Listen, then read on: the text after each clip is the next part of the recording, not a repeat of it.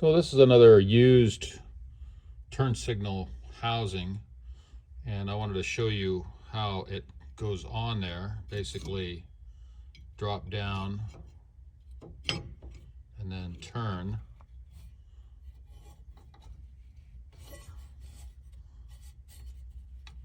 There we go. So you can see that it's still a little bit loose on there. You can hear it more than you can see it.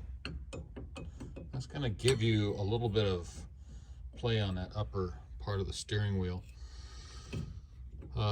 So what we're going to do is we're going to try to do a little adjustment on this. Now the points that are of contact that are that we're going to try to adjust are right here, and right here. So we have marked those on the bottom, and when you put that on and you turn that, that's where they end up, right on those spots. That's where it's supposed to rest.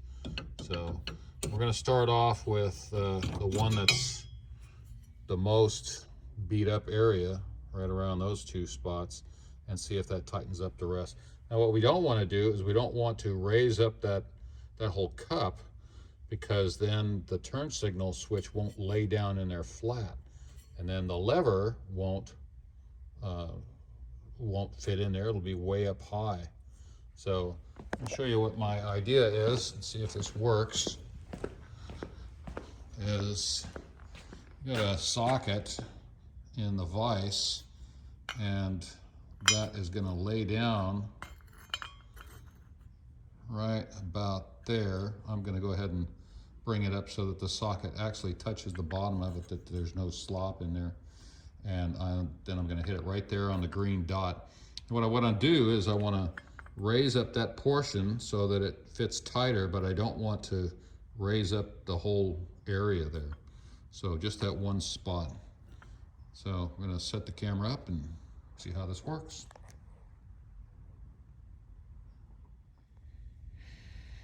Okay, I've got that set up there. It's barely touching. And what I don't want to do is deform this part too much. There's a screw on the bottom of the turn signal switch that it has to sit in that cup. And if it raises it up too much, then this won't work. The lever won't fit in there right. So try this.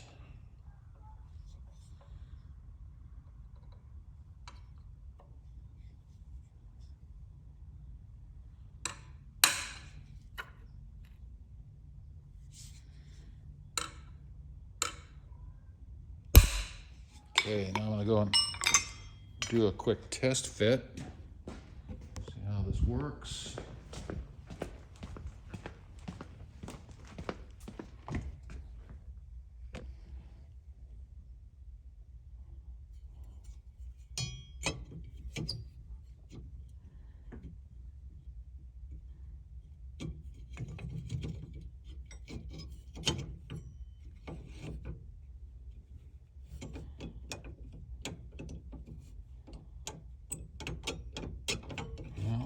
I think I hit it the wrong way, no?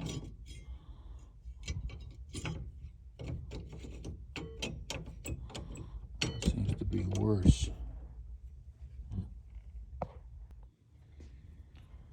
Okay, it took a little bit of back and forth with different punches, but the combination that ended up working the best for me was the 10mm socket, deep socket, stuck in the vise to a level that just allows this to rock on there a little bit, and this 1/8 inch pin punch.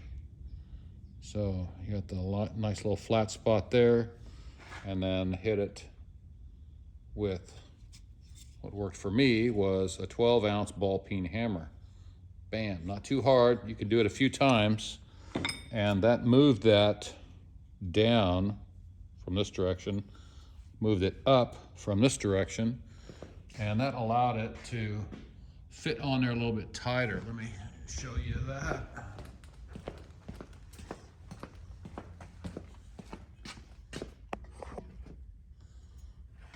cord out of the way. All right, so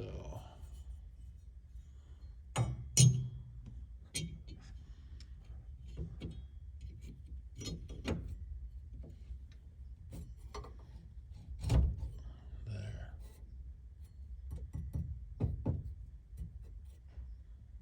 So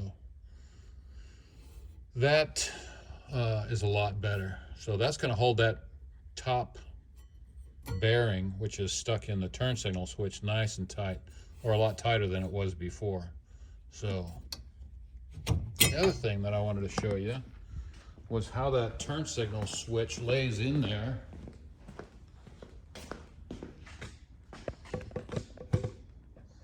I'll zoom. So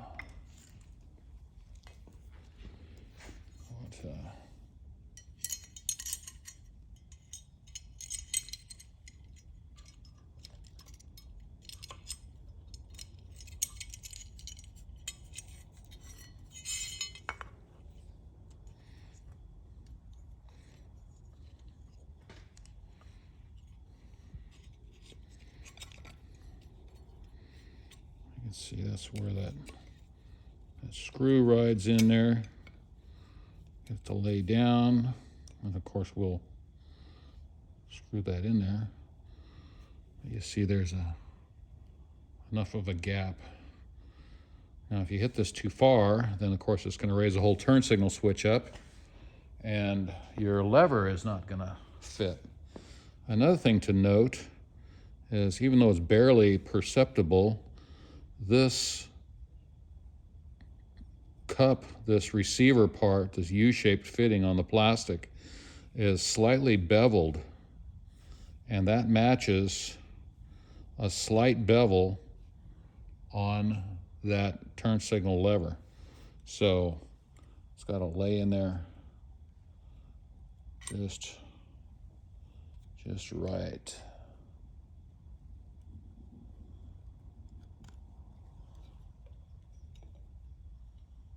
Yeah. And so that's going to make it nice and tight once it's in there. So we'll go back to time lapse and put this all together and see how this fits.